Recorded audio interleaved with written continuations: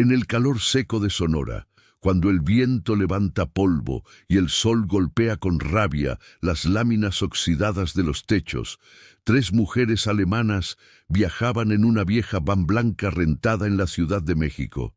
El trayecto había comenzado con risas, música pop y una lista optimista de lugares por visitar, pueblos mágicos, ruinas y playas del Pacífico. Pero el mapa no mostraba lo que ninguna aplicación podía advertir: la paranoia, la desconfianza y el miedo que se respiraba en las carreteras del norte. Anke, la mayor de las 3, iba al volante. Tenía 39 años, el cabello corto y rubio, y una expresión determinada, típica de quien no teme tomar decisiones. A su lado, Lena ajustaba el GPS con insistencia. Y atrás, Marie, de apenas 26, grababa fragmentos para su blog de viajes, convencida de que esa aventura sería el video más visto del canal. El sol apenas comenzaba a bajar cuando divisaron un retén a unos 500 metros, con conos naranjas y camionetas negras de la Guardia Nacional. Anke redujo la velocidad. «Tranquilas», murmuró. «Seguro es de rutina». Lo no rutinario empezó cuando los federales, con el uniforme sudado y las manos tensas, les ordenaron bajar. Las 3 intercambiaron miradas silenciosas, con un nerviosismo que ninguno intentó disimular, mientras una ráfaga de viento arrastraba el polvo caliente y hacía crujir la lona del retén. Uno de los oficiales se acercó. «Documentos», dijo en voz baja, sin mirar directamente a los ojos de Anke. Ella extendió los pasaportes con una sonrisa forzada.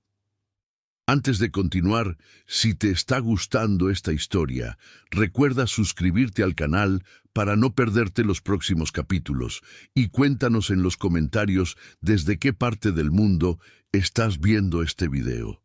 Tu participación nos ayuda muchísimo a seguir compartiendo estas historias reales de México. El oficial revisó los pasaportes lentamente, pasando los dedos sobre las cubiertas. Otro oficial más joven rodeó la camioneta. «¿De dónde vienen?», preguntó. «De Ciudad de México», respondió Lena, intentando mantener la voz firme. «¿Y a qué vienen?». «Turismo. Queremos conocer el norte». El joven sonrió con ironía. «Ah, claro. Turismo. ¿Y traen cámara?». Marie asintió de inmediato.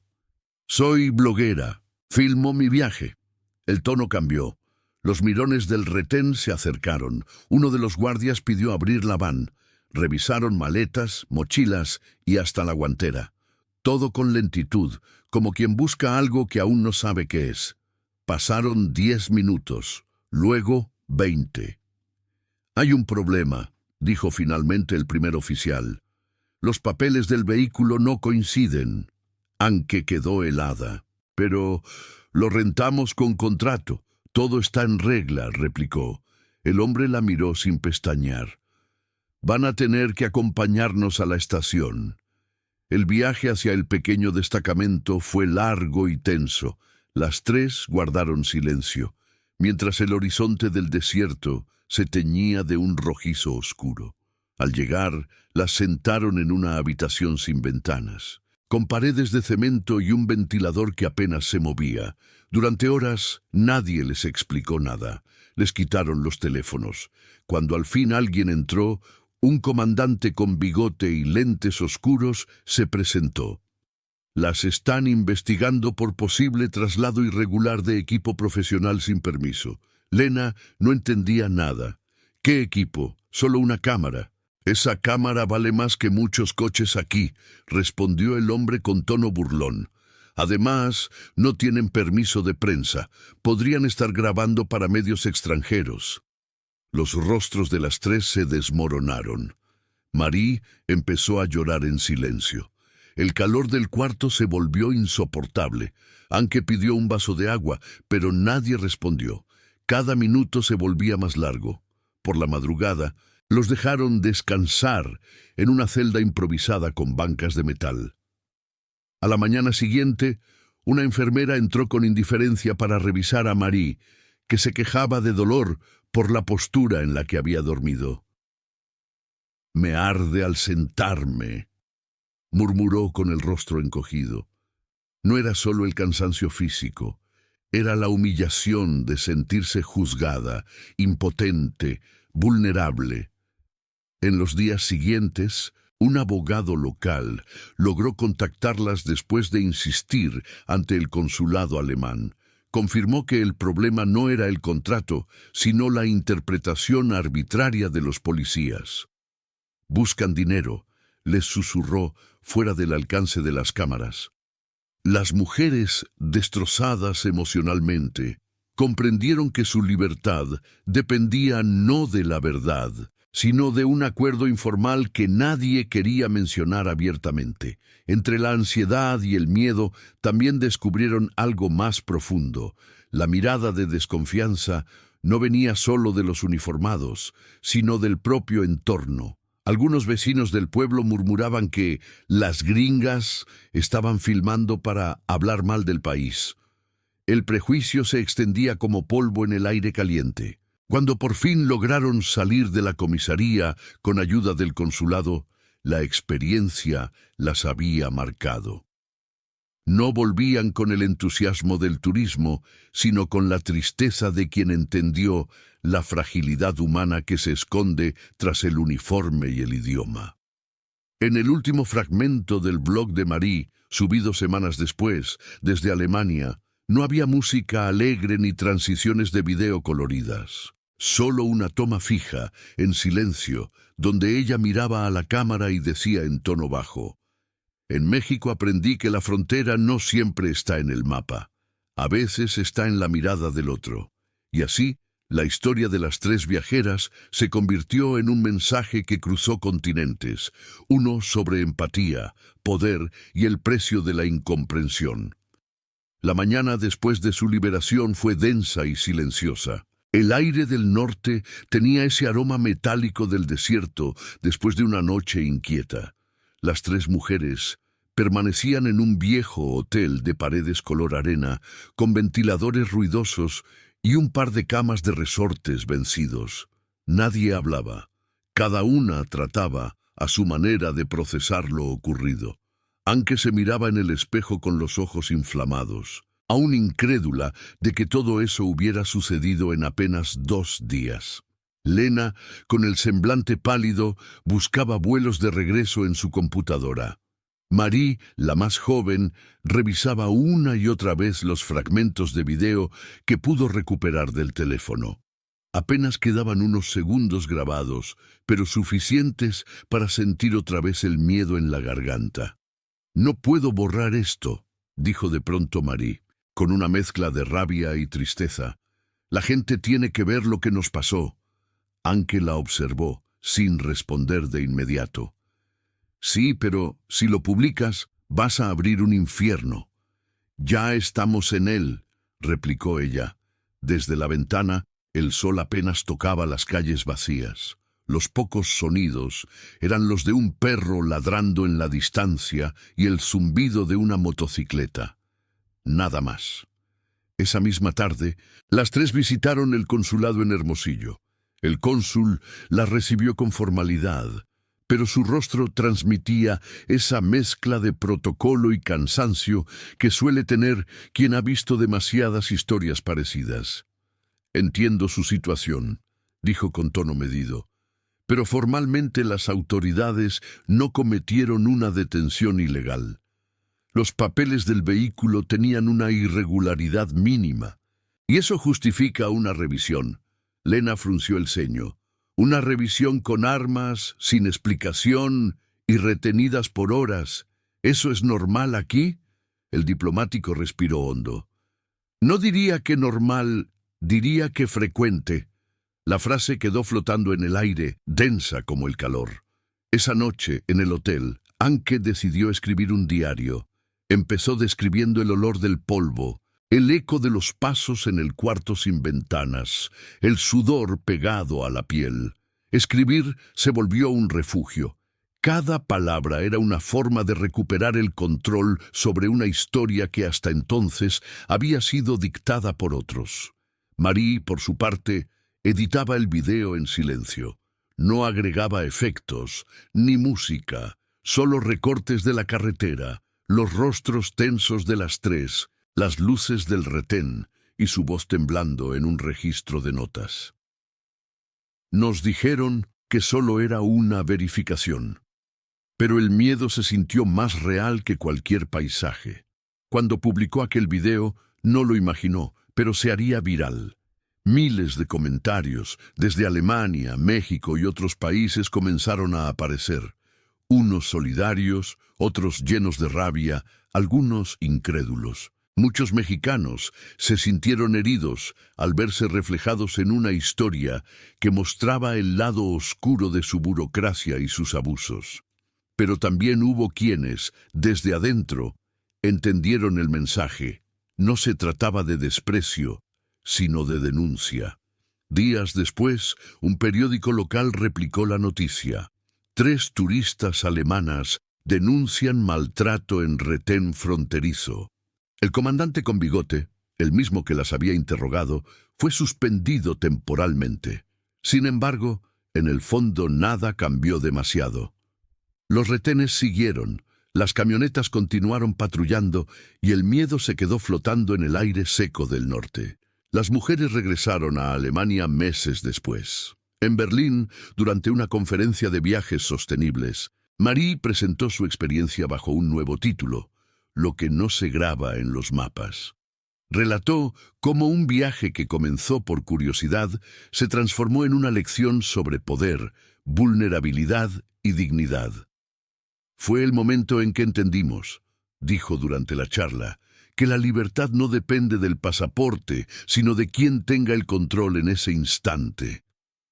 El público permaneció en silencio. Algunos lloraban, otros tomaban nota. Afuera llovía suave sobre las calles europeas. Nadie podría entender del todo lo que significaba sentir calor, polvo y miedo en un cuarto sin ventanas. Nadie salvo ellas 3. Lena se dedicó después a dar talleres sobre derechos de mujeres viajeras. Anke colaboró con una organización que acompañaba a extranjeros víctimas de abuso de autoridad. Marie, en cambio, siguió creando documentales, pero nunca volvió al norte de México. En una entrevista, cuando le preguntaron si volvería algún día, respondió con serenidad, «Tal vez sí, pero esta vez sin cámaras, solo para entender, no para grabar». Y aunque lo ocurrido parecía enterrado en el tiempo, cada vez que cerraban los ojos y escuchaban el zumbido de un ventilador viejo o el sonido seco del polvo golpeando una ventana, las 3 volvían a esa misma habitación de cemento. El miedo, decía Anke, no se va, solo se transforma. Pasaron casi 3 años desde aquella experiencia en Sonora. Las vidas de las 3 mujeres habían retomado caminos distintos, pero la herida seguía viva, escondida entre los recuerdos que ninguna quería nombrar. Habían aprendido a seguir adelante, pero también a reconocer las cicatrices invisibles que quedaron marcadas, no en la piel, sino en la forma de mirar el mundo. Anke vivía ahora en Hamburgo, cerca del puerto, donde trabajaba como traductora para una empresa que comerciaba con Latinoamérica. Cada vez que debía revisar documentos con sellos de México, un leve escalofrío recorría su espalda. No era miedo, era una mezcla de respeto y desconfianza hacia un país que la había fascinado con su belleza y al mismo tiempo la había quebrado emocionalmente. Una tarde, mientras tomaba café frente a la ventana, recibió un mensaje inesperado de Lena. «¿Te acuerdas de Marie? Tiene algo importante que contarte. Necesita nuestra ayuda». Su corazón se aceleró. Pasaron años sin hablar directamente con Marie. El contacto había menguado después del éxito del documental. Parte de ella sentía orgullo, pero otra parte sabía que la fama había traído también críticas crueles y campañas de difamación desde ciertos sectores que negaban los abusos policiales. Cuando se reunieron por videollamada, Marie lucía diferente, el cabello más oscuro, los ojos cansados y una calma que parecía forzada. «Voy a regresar a México», dijo sin rodeos. Lena casi derramó el té que sostenía. «¿Qué? ¿Por qué harías eso?» Marie respiró hondo. «Una productora mexicana me contactó. Quieren hacer un documental conjunto, pero desde la visión de ambos lados, el nuestro y el de los federales. Dicen que es una oportunidad de diálogo». Anke se quedó en silencio largo rato. «¿Vas sola?» «Sí, creo que lo necesito». A pesar del miedo y la sorpresa, ambas sabían que oponerse sería inútil. Marie siempre había tenido ese impulso obstinado que la llevaba a enfrentar lo que una parte de ella temía más. Semanas después, aterrizó en la Ciudad de México. Apenas salir del aeropuerto, el aire húmedo y lleno de aromas le recordó por qué había amado tanto el país antes de todo aquello. Los vendedores ambulantes, la música callejera, los colores de los puestos. Todo le resultaba familiar y al mismo tiempo inquietante. El equipo de producción mexicano la recibió con profesionalismo y cierta distancia. La acompañaba un periodista local llamado Julio Cortés, un hombre sereno, de unos 40 años, con una mirada que mezclaba dureza y empatía. Durante las primeras entrevistas, ella relató su experiencia con calma, sin dramatismo, pero con verdad. Julio escuchaba en silencio, anotando frases que lo hacían fruncir el ceño. «No todos somos así», le dijo una tarde cuando terminaron de grabar. «Pero tampoco te voy a mentir, sí pasa, y mucho». Marie lo miró con una mezcla de sorpresa y tristeza. «Entonces, ¿para qué hacerlo público si nada cambia?» Julio sonrió con amargura. «Porque algunas cosas solo cambian cuando alguien se atreve a contarlas». El rodaje la llevó nuevamente hacia el norte. Ver otra vez los paisajes áridos del desierto le causó un nudo en el estómago. El viento seco, el zumbido del motor, el eco de una carretera interminable, todo le traía recuerdos. Al llegar al pueblo donde había estado detenida, Marie pidió unos minutos a solas. Caminó hacia el edificio del viejo destacamento. Ahora estaba abandonado, con grafitis en las paredes y un candado oxidado en la puerta. Puso la mano sobre el metal frío y cerró los ojos. Recordó la celda, el calor, las voces, y luego lentamente sintió algo inesperado: tranquilidad. Julio la observaba desde lejos, sin intervenir. Sabía que era un momento íntimo, necesario. Cuando ella regresó al vehículo, tenía una expresión distinta, una mezcla entre dolor y liberación. «Ya está», dijo con suavidad. «No vine a olvidar, vine a entender». El proyecto se estrenó meses después bajo el título Fronteras Invisibles. A diferencia del primer video, esta vez el tono era de reconciliación, de búsqueda de verdad. Se incluían testimonios de policías que hablaban de su miedo, de la presión, de la desconfianza mutua entre autoridades y ciudadanos. Marie no justificaba, pero comprendía. El documental recibió reconocimientos internacionales y fue incluido en varios festivales. En la conferencia posterior al estreno, una periodista mexicana le preguntó: ¿aún siente miedo cuando piensa en México? Marie se tomó un segundo antes de responder. «El miedo nunca se va del todo, pero aprendí que temer no significa odiar. A veces, sentir miedo también es una forma de amar con respeto». Anke y Lena, desde Alemania, la miraban por streaming con lágrimas contenidas. Por primera vez en años, entendieron que aquella experiencia había dejado de ser solo dolor. Se había transformado en mensaje, en puente. Esa noche, al salir del teatro, Marie caminó sola por las calles de la Ciudad de México. El viento soplaba tibio y desde alguna cantina cercana se oía una guitarra desafinada tocando un viejo bolero. Miró las luces de la ciudad y por primera vez en mucho tiempo no se sintió extranjera. Las semanas posteriores al estreno de Fronteras Invisibles fueron un torbellino. Marie empezó a recibir mensajes desde todos los rincones del mundo. Algunos contaban historias parecidas a la suya, otros le agradecían por mostrar una versión humana de un país que muchos miraban solo desde la distancia o el prejuicio. Pero entre los comentarios también aparecieron amenazas y burlas, recordándole que la verdad nunca deja a nadie completamente satisfecho. Julio, el periodista mexicano, la acompañó durante las presentaciones locales del documental.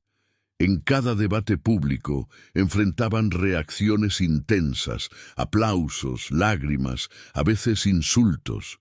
Sin embargo, con cada conversación, el proyecto lograba algo que ninguno había previsto: reunir en la misma sala a policías y ciudadanos, oficiales y madres, turistas y locales. Personas que casi nunca se escuchaban entre sí comenzaron, aunque fuera por unos minutos, a dialogar. Una tarde, mientras caminaban por el Zócalo, Julio le comentó: «¿Te das cuenta de lo que hiciste? Creaste un espacio donde la gente se escucha. Eso aquí no pasa seguido». Marie sonrió con tristeza. «No lo hice sola. Si tú no hubieras aceptado contar la parte mexicana, todo habría sido solo una queja extranjera». Él negó con la cabeza. «No, lo que hiciste fue tener el valor de volver. Muchos hablan, pocos regresan para mirar de frente». Mientras hablaban, el cielo comenzaba a cubrirse de nubes. Una tormenta eléctrica iluminaba los tejados de la ciudad y la lluvia pronto cayó con fuerza. Corrieron a resguardarse bajo el toldo de un puesto donde una mujer vendía tamales. Marie observaba fascinada cómo la lluvia golpeaba el pavimento. Aquel olor a tierra mojada, aquel ruido de voces y risas despertó algo dentro de ella. Era la misma ciudad que la había aterrorizado y que ahora la abrazaba sin decir una palabra. Antes de despedirse esa noche, Julio le entregó un sobre. «Abrilo cuando llegues a tu hotel», dijo con una sonrisa discreta. Al llegar, Marie abrió el sobre con manos temblorosas. Dentro había una fotografía en blanco y negro. Mostraba 3 mujeres rubias, visiblemente agotadas, bajando de una camioneta en medio de un retén. Ella misma, Lena y Anke. En el reverso, Julio había escrito: «No dejes que el miedo defina tu historia. Deja que te enseñe a mirarla diferente». Marie guardó la foto en su cuaderno y por primera vez escribió sin lágrimas: «Hoy entendí que la memoria duele, pero también cura. México ya no es el lugar donde me detuvieron, sino donde aprendí a resistir con el corazón abierto». Con el paso de los meses, Marie decidió establecerse por temporadas en Oaxaca, colaborando con proyectos educativos que enseñaban derechos humanos a jóvenes fotógrafos. Descubrió en esas calles de piedra y colores el ritmo tranquilo que tanto necesitaba. Cada mañana salía con su cámara al mercado, hablaba con los vendedores, grababa historias de mujeres artesanas. Ninguno de sus nuevos videos buscaba polémica. Todos hablaban de dignidad y orgullo. Anke y Lena la visitaron un año después. Cuando bajaron del autobús en el terminal de Oaxaca, la abrazaron en silencio.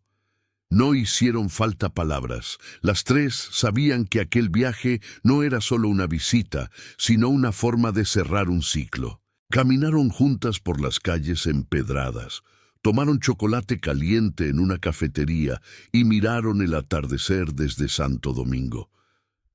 «Nunca pensé que volveríamos aquí y que se sentiría bien», susurró Lena. «No volvimos al mismo lugar», respondió Marie. «México tampoco es el mismo, y nosotras tampoco». Esa noche, mientras las luces del centro iluminaban los balcones coloniales, grabaron un mensaje corto para su canal, no sobre sufrimiento, sino sobre aprendizaje. Volver no siempre significa repetir. A veces significa sanar. Hay países que te rompen para luego mostrarte cómo volverte a construir. Al final del video, Marie miró directamente a la cámara y dijo con una sonrisa tranquila: «Gracias por seguir esta historia desde aquel primer día. Si tú también has sentido miedo en algún lugar, recuerda que el miedo no te define, te enseña lo que eres capaz de enfrentar». Déjanos en los comentarios desde dónde nos ves. Queremos saber hasta dónde llega esta historia. Esa última frase, dicha con sinceridad y sin dramatismo, se convirtió en la más compartida de todas sus producciones. No porque fuera impactante, sino porque sonaba humana, real. Y así, entre calles mojadas, colores vivos y voces que contaban historias nuevas, las tres mujeres comprendieron que lo vivido en aquel retén ya no era una cicatriz abierta, sino una huella que las unía para siempre. Pasaron varios años más y Fronteras Invisibles se convirtió en material de estudio en universidades de comunicación y relaciones internacionales. Marie ya no era solo una creadora de contenido, sino una voz reconocida por defender una visión más humana del encuentro entre culturas. Su nombre aparecía en conferencias, foros y paneles, pero ella siempre evitaba el protagonismo. Cada vez que la felicitaban, insistía en mencionar a sus amigas y a Julio. «El mérito es del camino», solía decir. En Oaxaca había encontrado un equilibrio que no conocía antes. Vivía en una casa sencilla, cerca del barrio de Jalatlaco, con paredes pintadas de azul y un pequeño patio lleno de bugambilias. Todas las mañanas, antes de trabajar, salía a caminar entre los puestos del mercado de la Merced. Saludaba a don Fabián, el panadero, a doña Lupe, que le guardaba el café de olla más fuerte, y a Rosario, una joven zapoteca que le ayudaba con los subtítulos en español de sus producciones. Un día, mientras grababa una entrevista con mujeres artesanas de San Martín Tilcajete, recibió una llamada inesperada. Era Linda García, una periodista mexicana que había seguido su historia desde el inicio. «Marie, estamos organizando un evento en Ciudad de México. Historias que nos despiertan. Queremos que seas una de las ponentes principales». Marie sintió un ligero temblor en las manos. Aunque ya había hablado en muchos lugares, hacerlo allí, en la capital mexicana, tenía otro peso. «¿Y si la gente no quiere escucharme otra vez?», preguntó. «Precisamente por eso debes venir», respondió Linda. «México también necesita escuchar cómo se sana desde la memoria». Aceptó. Y semanas después volvió a la capital. Esta vez su llegada fue distinta, sin cámaras, sin tensión, con una ligereza que le sorprendía. Julio fue a recibirla al aeropuerto. Seguía igual, con esa mezcla de tranquilidad y mirada profunda. «Bienvenida de nuevo. Ahora sí, sin miedo». «Sin miedo», repitió ella. El teatro estaba lleno aquella noche. En la pantalla aparecieron fragmentos de su documental, seguido de imágenes nuevas de su vida en Oaxaca. Cuando subió al escenario, el público guardó silencio. Marie respiró hondo y empezó. «Hace años me pregunté por qué algo que amaba me había hecho tanto daño. Hoy entiendo que México no me hirió. Las personas que tenían miedo de lo diferente lo hicieron, pero ese mismo país me enseñó algo más fuerte que el miedo, la empatía». Sus palabras no tenían tono de denuncia, sino de reflexión. Habló de la importancia de reconocer errores, de la necesidad de mirar al otro sin prejuicio, de cómo la comprensión puede transformar la vergüenza en sabiduría. En la primera fila estaba Julio, escuchando con atención. Anke y Lena también habían viajado desde Alemania, sentadas una junto a la otra, emocionadas. Al finalizar la charla, la multitud se puso de pie y aplaudió largo rato. Marie cerró los ojos y dejó que ese sonido, una mezcla de gratitud y reconciliación, la envolviera. Después del evento, se reunieron todos en un café del centro. La mesa estaba llena de velas pequeñas y el bullicio de la ciudad sonaba lejano. Lena, con lágrimas, le tomó la mano. Cuando todo pasó, pensé que nunca volverías entera. Pero mírate, lograste convertir el dolor en algo tan hermoso. Marie sonrió. No fue solo mío, fue de las tres. Lo compartimos todo, el miedo, la rabia y también la esperanza. Ya entrada la noche salieron caminando hasta la plaza. Las luces de la catedral iluminaban los rostros entre sombras. Julio encendió un cigarrillo y le ofreció uno a Marie, quien solo lo miró sonriendo. No, gracias. Prometí que ya no necesito humo para calmarme. Entonces, ¿qué te calma ahora? Mirar y escuchar. Aprendí que la paz suena como las voces de la gente cuando se escuchan de verdad. Se quedaron en silencio, observando cómo un grupo de mariachis comenzaba a tocar en la esquina.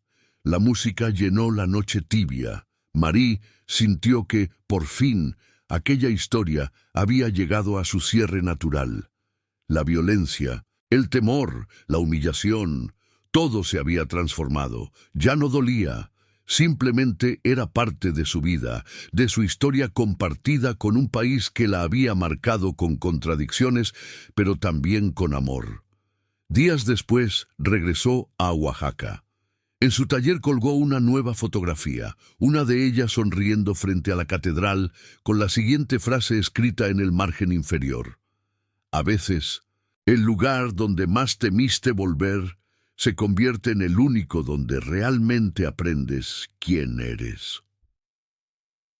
La historia terminó no con una despedida, sino con una certeza.